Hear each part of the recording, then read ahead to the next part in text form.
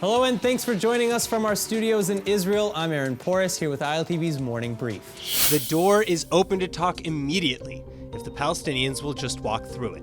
Alternate Prime Minister Benny Gantz extending the diplomacy hand again ahead of Israel's plans to move on annexing parts of Judea and Samaria next month.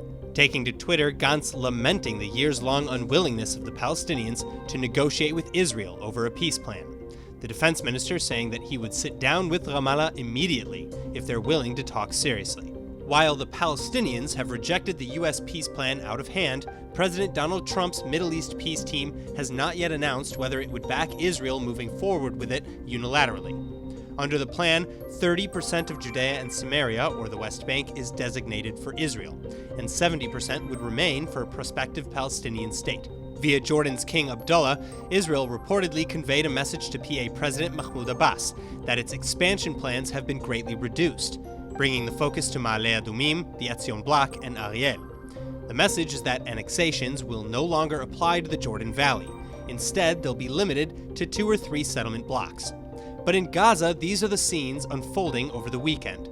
Thousands taking to the streets demonstrating against the plan Friday. While in the West Bank city of Hebron too, Palestinians throwing rocks at security patrols in the area.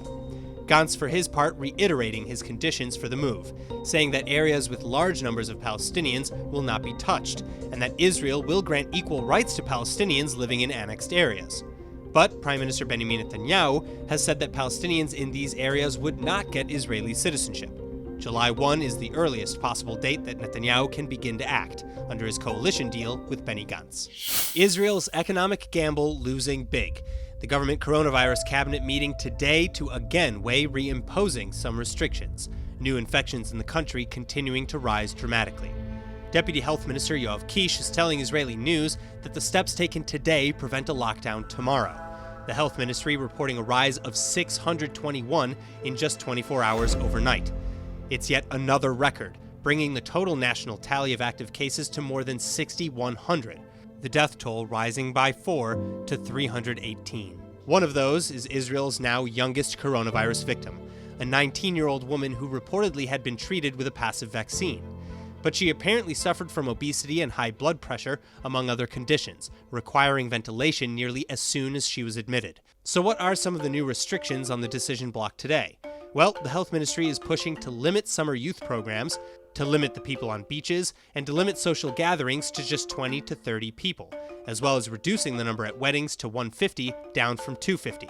The ministry also wants to force educational institutions and workplaces to create capsules, or separated groups of employees that always work together and never mix. But despite recommendations from the deputy health minister, it's not solely up to him. And some ministers are already saying that while they'll back the proposals in the name of health, they'll do anything to prevent mass closures of businesses. Meanwhile, taking a step back from earlier hopes, Israeli travelers planning trips abroad are in for some disappointment. As EU member states and the UK partially open their borders, Israel's slowly rising infection numbers are leaving it off the list of countries allowed in. A scuffle at the Kalandia checkpoint near Jerusalem. A Palestinian man arrested carrying a knife and approaching the crossing for vehicles on foot.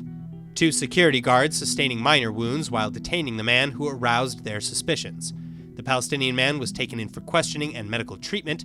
Israeli guards were also taken to hospital. 6 pro-Iranian fighters, including 4 Syrian nationals, have been killed late Saturday in alleged Israeli airstrikes in Syria.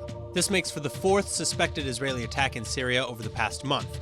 2 attacks reported just last week, with earlier targets including an onion factory and a cattle feed facility.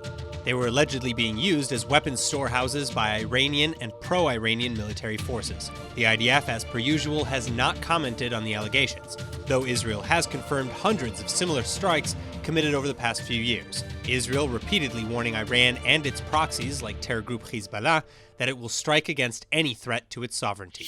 That's all for now, but for more news from Israel, remember to like ILTV on Facebook and on Instagram, and to subscribe to us on YouTube.